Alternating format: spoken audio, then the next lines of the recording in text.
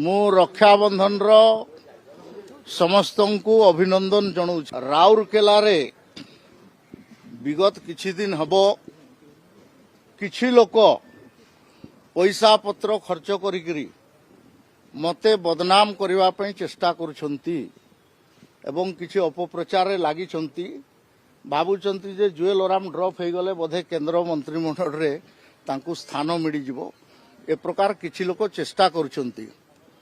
किंतु मु ए पार्टी को रक्त मांस देकर बनई ए पार्टी को चिन्ही आ पार्टी मते जेतकी स्थान देछि सेटा यथेष्ट अछि। मोर रेपुटेशन बाबद रे कहीं जदि हाथ लगेबे से हाथ को काटिकी फिंगी देवार ताकत मु रखुछि आ मु चैलेंज देउछि। मु राजनीति निर्वाचन लड़बी नहीं बोलकर कही किंतु मु आउ थरे निर्वाचन लड़बी आ मु देखबी कि को माने मोर खिलाफ रे काम करछंती सेमनकर कोन अवस्था हेबो एवं तांकु मु कोन करबी।